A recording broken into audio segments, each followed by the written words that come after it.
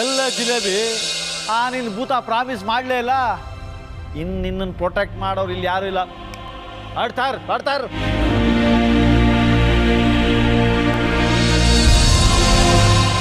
Promise ನೋಡಿದ್ರ ಜೈ ಕರ್ನಾಟಕ ಕೊನೆಗೂ ನನ್ನ ಕೈ ಬಿಡ್ಲಿಲ್ಲ. ಅವರು ನೀನ್ ಕೇಳ್ದಾಗೇನೆ ಪ್ರಾಮಿಸ್ ಮಾಡಿದ್ದಾರೆ. ಜೈ ಕರ್ನಾಟಕ ತುಂಬಾ ಥ್ಯಾಂಕ್ಸ್. ನಿನ್ ಋಣನ ನಾನು ಯಾವತ್ತೂ ತೀರ್ಸೋದಕ್ಕಾಗಲ್ಲ.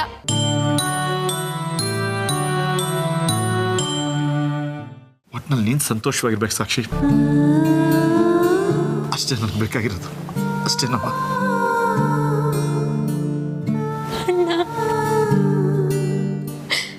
ಯಾಕೆ ನೀವು ಅರ್ಥ ಮಾಡ್ಕೊಳ್ತಿಲ್ಲ?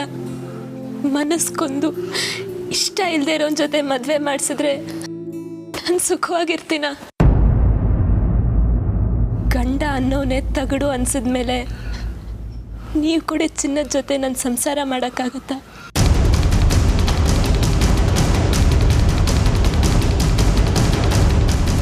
ಜೈ ತಗಡಂತೆ ತಗಡು. ಯಾರೇ ತಗಡು? ನಿನ್ನ ರಘು ಇದಲ್ಲ, ಅವ್ನು ತಗಡು. ಕಮಲ್ಲು ಅಪ್ರಂಜಿ.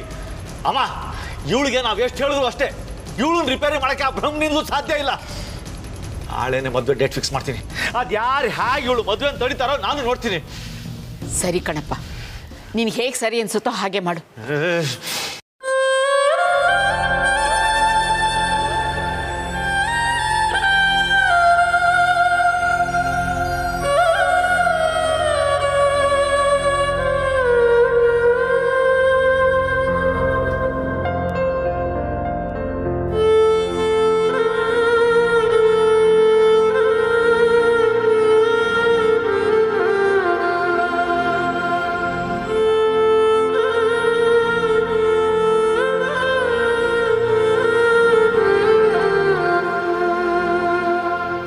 ಅಂಜಲಿ ನನ್ನ ಮನಸ್ಸಲ್ಲಿ ಎಷ್ಟೊಂದು ಆಸೆಗಳನ್ನ ಕನಸುಗಳನ್ನ ಹುಟ್ಟಾಕಿದ್ಲು. ಆದರೆ ಈಗ ಎಲ್ಲ ಮತ್ತೆ ಮರಳುಗಾಡಿನ ಮರೀಚಿಕೆ ಥರ ಆಗೋಯ್ತಲ್ಲ. ನಾನು ಮತ್ತೆ ಬಲಿ ಪಶು ಆಗೋದು.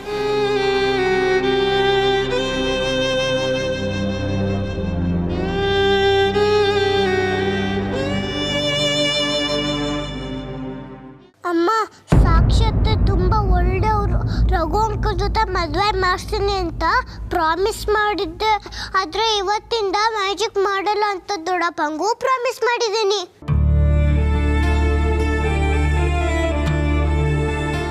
ನೀನೇ ಹೇಳಿದ್ಯಲ್ಲಮ್ಮ, ಮಾತು ಕೊಟ್ಟಾಗ ನಡ್ಕೋಬೇಕು ಅಂತ. ಹರಿಶ್ಚಂದ್ರ ಮಾತು ಕೊಟ್ಟ ಹಾಗೆ ನಡ್ಕೊಂಡ್ರು ಅಂತ ಕತೆ ಹೇಳಿದ್ಯಲ್ಲಮ್ಮ.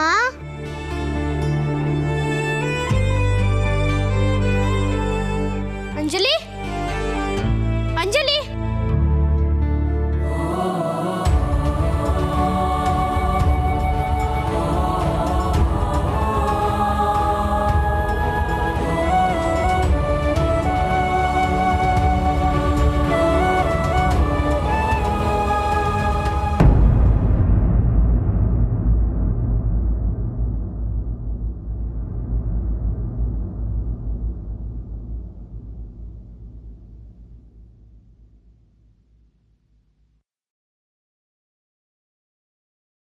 ಅಂಜಲಿ, ನೀನು ಇಲ್ಲಿದ್ಯಾ?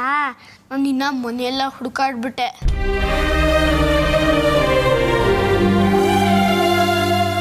ಏನಾಯ್ತು ಅಂಜಲಿ?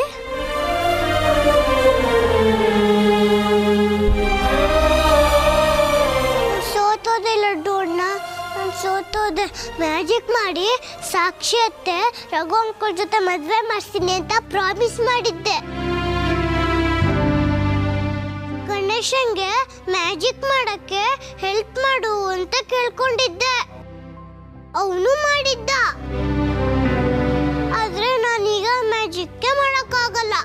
ಈಗ ಹೇಳಿ ಏನು ಪ್ರಯೋಜನ ಅಂಜಲಿ? ದೊಡ್ಡಪ್ಪಂಗೆ ಪ್ರಾಮಿಸ್ ಮಾಡ್ಬೇಡ ಅಂತ ಹೇಳಿದೆ ತಾನೆ. ನನಗೆ ಗೊತ್ತಾಗಲಿಲ್ಲ ಲಡ್ಡು ಅಣ್ಣ. ನಾನು ಪುಟ್ಟವಳಲ್ವಾ, ಜಿಲೇಬಿ ಆಂಟಿಗೆ ಹೆಲ್ಪ್ ಮಾಡಬೇಕು ಅಂತ ಆ ಥರ ಮಾಡಿದೆ ಅಷ್ಟೇ. ನಾನು ಫೂಲ್ ಆಗ್ಬಿಟ್ಟೆ ಲಡ್ಡು ಅಣ್ಣ, ನಾನು ಫೂಲ್ ಆಗ್ಬಿಟ್ಟೆ. ಅತ್ತೆಗೆ ಮೋಸ ಮಾಡಿಬಿಟ್ಟೆ.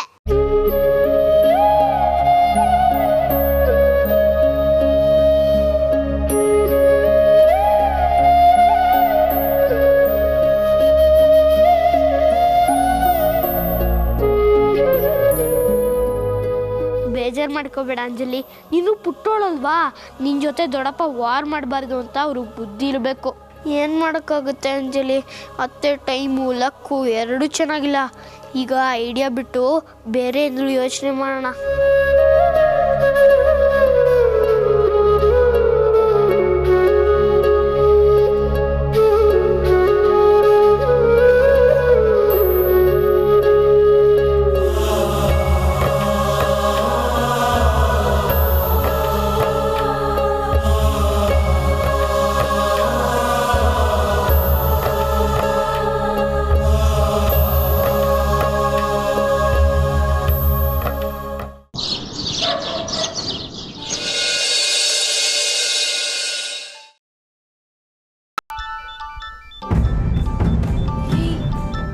ರಘು ಫೋನ್ ಇಲ್ಲೇ ಎಲ್ಲೋ ರಿಂಗ್ ಆಗ್ತಿದೆ.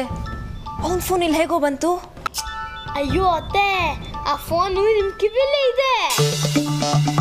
ಅತ್ತೆ, ಅಂಜಲಿ ಅದನ್ನ ಮ್ಯಾಜಿಕ್ ಮಾಡಿ ನಿಮ್ಮ ಕಿವಿಗೆ ಹ್ಯಾಂಗಿಂಗ್ ಮಾಡಿ ಹಾಕಿದಾಳೆ. ಬೇಗ ಅದನ್ನ ತಗೊಳ್ಳಿ, ಅದು ಫೋನ್ ಆಗುತ್ತೆ.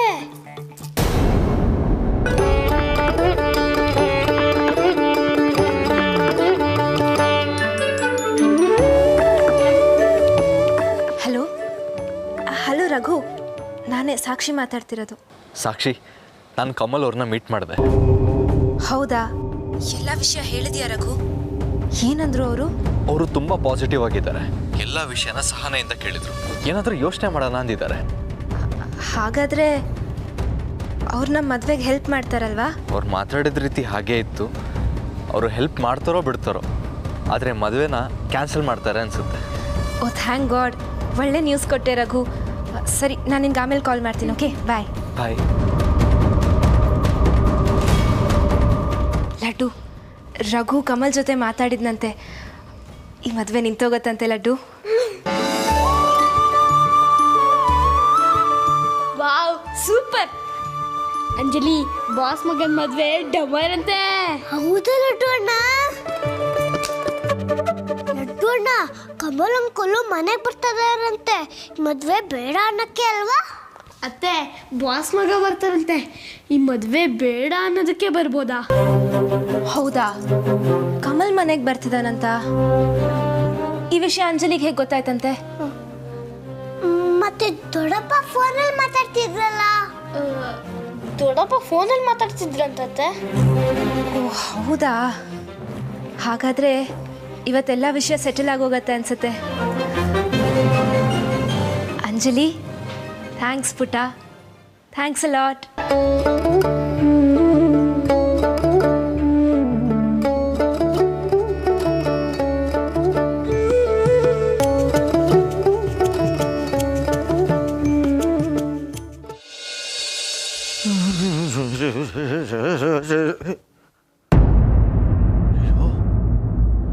ಇವತ್ತು ಕಮಲ್ ಮನೆಗೆ ಬರ್ತೀನಿ ಅಂತ ಹೇಳಿದ್ರಲ್ಲ, ಮನೆಯವ್ರಿಗೆಲ್ಲ ಹೇಳೋದು ಬರ್ತೇ ಹೋಯ್ತು. ಅತ್ತೆ, ವಾಸಂತಿ, ನಾವು ಸುವಾಸ ಎಲ್ಲ ಬಂಡ್ರಲ್ಲಿ. ಏನ್ರಿ ಅದು? ಯಾಕೆ ಹಾಕೋಕೋತಾ ಇದ್ದೀರಾ? ವಾಸಂತಿ, ಇವತ್ತು ಕಮಲ್ ಮನೆಗೆ ಬರ್ತೀನಿ ಅಂತ ಹೇಳಿದ್ರು. ರಾತ್ರಿ ನಿಮ್ಗೆಲ್ಲ ಹೇಳದೆ ಮರ್ತ್ಬಿಟ್ಟೆ ಕಣೆ. ಹೌದಾ? ಎಷ್ಟೊತ್ತಿಗೆ ಬರ್ತಾರಂತೆ? ಅಯ್ಯೋ, ಎಷ್ಟೊತ್ತಿಗೆ ಅಂತ ಅವ್ರು ಹೇಳಿಲ್ಲ. ಗಡಿಬಿಳಿ ನಾನು ಕೇಳೋದು ಮರ್ತ್ಬಿಟ್ಟೆ. ಅದೇನಷ್ಟು ಅರ್ಜೆಂಟಲ್ಲಿ ಬರ್ತಿರೋದು?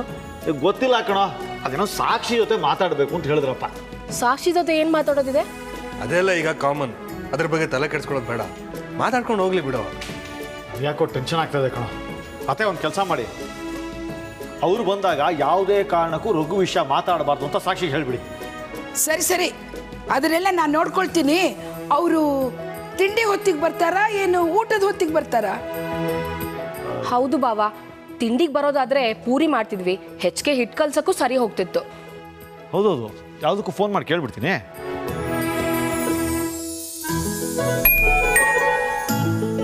ಯಾರೇ ಬಂದರು ಅಂತ ಕಾಣುತ್ತೆ. ಯಾರು ನಾನೇ ನೋಡ್ತೀನಿ. ಒಂದು ನಿಮಿಷ. ಯಾರೋ ಬಂದಿದ್ದಾರೆ. ಓ, ಮೋಸ್ಟ್ಲಿ ಕಮಲ್ ಅಂಕಲೇ ಇರಬೇಕು ಅನ್ಸುತ್ತೆ. ನಾನೇ ಹೋಗಿ ಬಾಗಿಲು ತೆಗಿತೀನಿ, ಆಯ್ತಾ?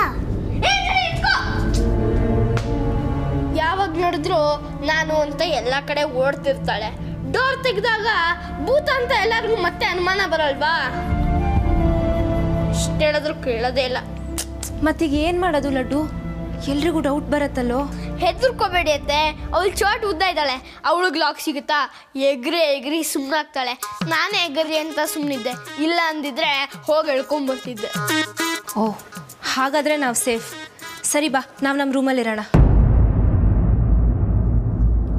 ದೊಡ್ಡಪ್ಪ ಜಾಗ ಬಿಡಿ ದೊಡ್ಡಪ್ಪ, ನಾನು ಬಾಗಿಲು ತೆಗಿತೀನಿ.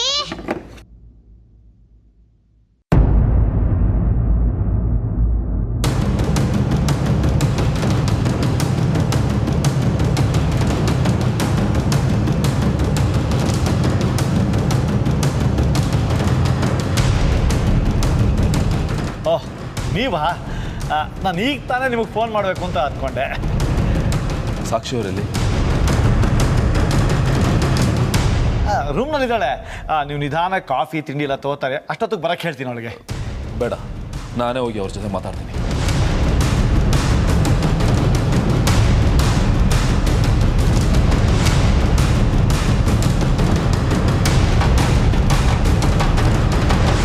ಅಳಿಯಂದಿರೆ, ಸಾಕ್ಷಿನ ಮಾತಾಡ್ಸೋದಕ್ಕೆ ಬಂದಿದ್ದೀರಾ?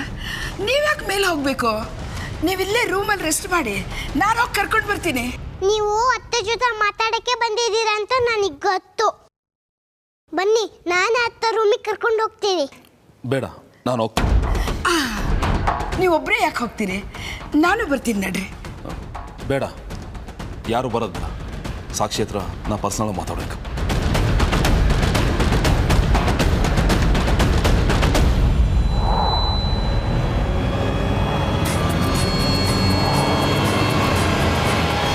ನರಹರಿ, ಸಾಕ್ಷಿ ಜೊತೆಲಿ ಪರ್ಸನಲ್ ಆಗಿ ಮಾತಾಡಬೇಕು ಅಂತಾನೆ ಏನೋ ವಿಷಯ ಇದೆ.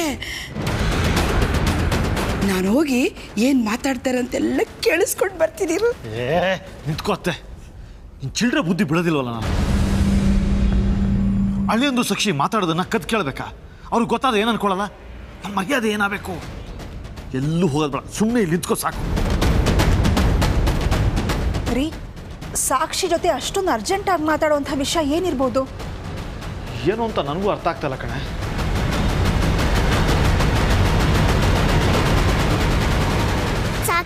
ಸಾಕ್ಷಾತ್ತೆ ಕಮಲ್ ಅಂಕಲ್ ಬಂದ್ರು.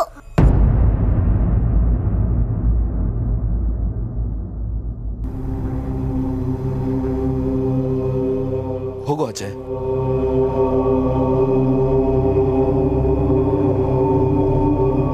ನೀನು ಹೇಗೆ ಕಣ ಹೇಳ್ತಿರೋದು? ಅರ್ಥ ಆಗಲಿಲ್ವಾ? ನಾನು ಸಾಕ್ಷಿ ಪರ್ಸನಲ್ ಆಗಿ ಮಾತಾಡಬೇಕು. ಇಲ್ಲಿ ಯಾರು ಇರಬಾರ್ದು. ಹೋಗೋ.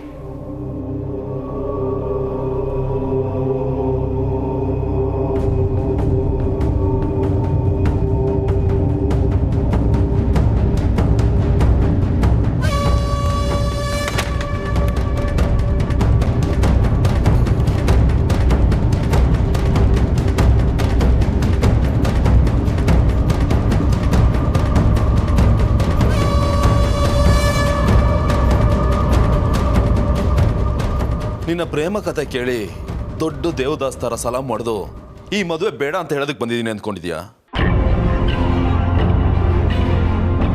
ನೀನು ಒಳ್ಳೆ ಮನೆತನದ ಹೆಣ್ಣಾಗಿ ಯಾವನ ಪುಂಡು ಪೋಖ್ರಿನ ಲವ್ ಮಾಡ್ತಿದ್ಯಲ್ಲ, ನೀನು ನಾಚಿಕೆ ಆಗಲ್ವಾ? ನಿನ್ನ ನೋಡಿದಾಗಲೇ ನೀನು ಯಾವುದೋ ಟೆನ್ಷನ್ಲಿದ್ಯಾ ಅನ್ಸಿದೆ. ಫ್ರೆಂಡಾಗಿ ನಿಂಗೆ ಹೆಲ್ಪ್ ಮಾಡಬೇಕು ಅಂದ್ಕೊಂಡಿದ್ದೆ. ಆದರೆ ಈಗ ಅರ್ಥ ಆಗ್ತಿದೆ ನಿನಗೆ ಈ ಮದುವೆ ಮಾತುಕತೆ ಬಗ್ಗೆ ಆಸಕ್ತಿನೇ ಇರಲಿಲ್ಲ ಅಂತ.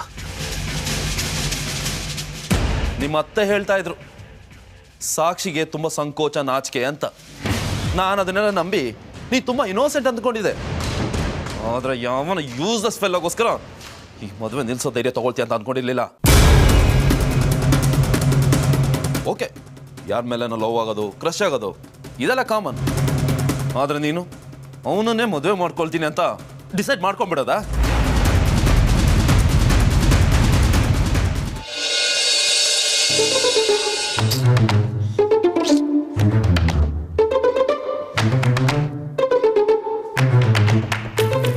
ಅಂಜಲಿ, ನೀನು ಒಳಗೆ ಹೋದ್ರೆ ಅವ್ರು ಯಾರಿಗೂ ಗೊತ್ತಾಗಲ್ಲ.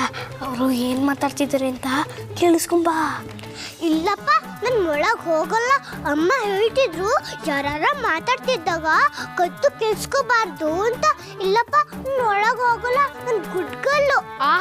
ದೊಡ್ಡಪ್ಪನ ಮಾತು ಮಾತ್ರ ಕತ್ ಕೇಳಕ್ಕಾಗುತ್ತಾ? ಅದು ತಪ್ಪಲ್ವಾ? ಅವಾಗ ನೀನು ಬ್ಯಾಡ್ ಗರ್ಲ್ ಆಗಲ್ವಾ? ಅದು ಸಾಕ್ಷರತೆಗೆ ಹೆಲ್ಪ್ ಮಾಡಕ್ಕೆ ಎಲ್ಲ ಕೇಳಿಸ್ಕೊಂಡ ಅಷ್ಟೇ. ಸಾಕ್ಷರತೆ ಮಾತಾಡ್ತಿರೋದು ಕತ್ತು ಕೇಳಿಸ್ಕೊಳ್ಳೋದು ತಪ್ಪಲ್ವಾ? ನೀನ್ ಎಷ್ಟು ಹೇಳಿದ್ರು ನಾನು ಒಳಗೆ ಹೋಗಲ್ಲ ಹೋಗಲ್ಲ ಹೋಗಲ್ಲ. ಅಯ್ಯೋ ಆಯ್ತು ಬಿಡವಾ, ಅದಕ್ಕೆ ಯಾಕೆ ಅಷ್ಟು ಕಿರ್ಚ್ಕೊತ್ಯಾ? ನಿಂಗೊಂದು ದೊಡ್ಡ ಅವಾರ್ಡ್ ಕೊಡ್ಸೋಣ. ನೀನ್ ಗುಡ್ಗರ್ಲೆ ಆಗಿರೋ ಮೊದಲು ಅತ್ತೆ ಮದುವೆ ಮಾಡಿಸು.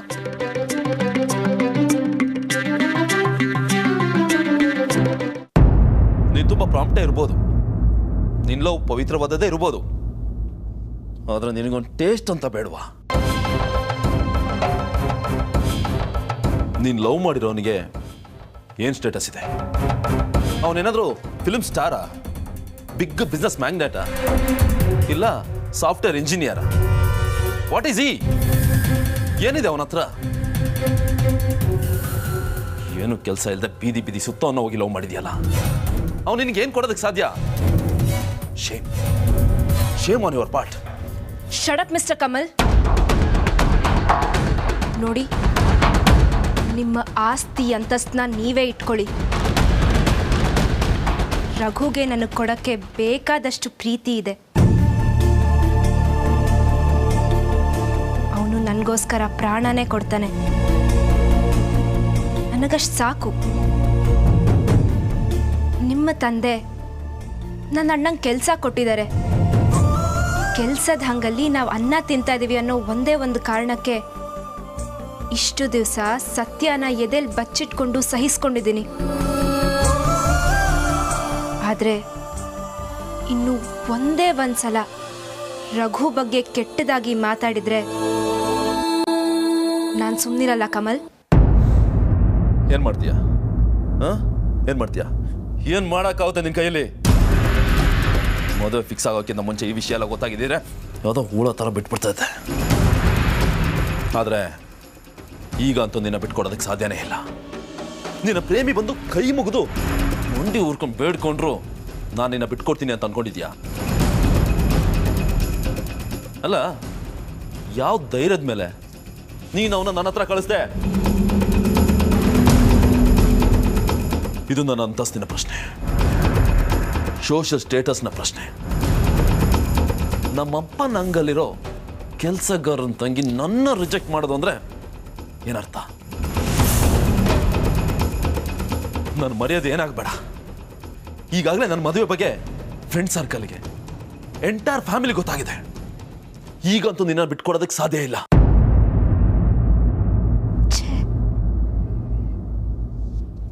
ನಿಮ್ಮನ್ನ ಮದುವೆ ಆಗಕ್ಕೆ ಇಷ್ಟ ಇಲ್ಲದೆ ಇದ್ರು ನಿಮ್ಮನ್ನ ಒಬ್ರು ಒಳ್ಳೆ ಫ್ರೆಂಡ್ ಅಂತ ಭಾವಿಸಿದ್ದೆ. ಆದರೆ ನೀವೆಷ್ಟು ಚೀಪಾಗಿ ನಡ್ಕೊಳ್ತೀರಾ ಅಂತ ಅನ್ಕೊಂಡಿರ್ಲಿಲ್ಲ ಕಮಲ್. ನಾನಲ್ಲ ಚೀಪಾಗಿ ನಡ್ಕೊಳ್ತಿರೋದು. ರಘು ಅನ್ನೋ ಚೀಪ್ ಮನುಷ್ಯ ಟೋಟಲಿ ನಿನ್ನ ಬ್ರೈನ್ ವಾಶ್ ಮಾಡಿದ್ದಾನೆ. ಯಾರೇನೇ ಹೇಳಿದ್ರು ಈ ಮದುವೆ ನಡೆದೇ ನಡೆಯುತ್ತೆ. ಒಂದು ಮಾತು ನೆನ್ಪಿಡ್ಕೋ, ನಮ್ಮಿಬ್ರು ಮದುವೆ ಜೊತೆಗೆ ಆ ರಘು ನೆನಪು ಕೂಡ ಸುಟ್ಟೋಗ್ಬೇಕು. ಇಲ್ಲ ಅಂದರೆ ನಾವು ತುಂಬ ಕೆಟ್ಟವನಾಗಬೇಕಾಗುತ್ತೆ. ಓಹೋ, ನೀವು ನನ್ನ ಅಣ್ಣಂದಿರ ಥರನೇ ಮಾತಾಡ್ತಾ ಇದ್ದೀರಾ? ನೀವು ಗಂಡಸರೆಲ್ಲ ಒಂದೇ ಜಾತಿ. ನನಗೆ ಇಷ್ಟ ಇಲ್ಲದೆ ಇದ್ರು ಬಲವಂತವಾಗಿ ನನ್ನ ಮದುವೆ ಆಗಬೇಕು ಅಂತ ಡಿಸೈಡ್ ಮಾಡಿಬಿಟ್ಟಿದ್ದೀರಲ್ಲ? ಎಸ್, ಇದೆಲ್ಲ ನಿನ್ನ ಒಳ್ಳೇದಕ್ಕೆ. ಒಂದಿನ ಆ ರಘುನ ಯಾಕಪ್ಪ ಲವ್ ಮಾಡಿದೆ ಅಂತ ರಿಪೆಂಡ್ ಮಾಡ್ಕೊಳ್ತೀಯ? ನಾನು ಮಾತು ಕೇಳು. ನಾನು ಹೇಳ್ದಂಗೆ ಕೇಳಿದ್ರೆ ನೀನು ಲೈಫಲ್ಲಿ ಹ್ಯಾಪಿಯಾಗಿರ್ತೀಯ. ಪ್ಲೀಸ್ ನಿಲ್ಸಿ ಕಮಲ್. ನೋಡಿ, ನಿಮ್ಮ ಹತ್ರ ಬುದ್ಧಿವಾದ ಕೇಳೋ ಅಗತ್ಯ ನನಗಿಲ್ಲ. ಇನ್ನು ಒಂದೇ ಒಂದು ಮಾತು ಕೇಳೋ ಅಂಥ ಸ್ಥಿತಿಲೂ ನಾನಿಲ್ಲ. ಇಲ್ಲಿವರೆಗೂ ನಿಮ್ಮ ಹತ್ರ ತುಂಬ ಗೌರವದಿಂದ ಮಾತಾಡಿದ್ದೀನಿ. ನಿಮ್ಮ ಥರನೇ ಕೆಟ್ಟದಾಗಿ ಮಾತಾಡೋದಕ್ಕಿಂತ ಮುಂಚೆ ಇಲ್ಲಿಂದ ಹೊರಟು ಹೋಗಿ. Please please Kamal, get out. I said get out.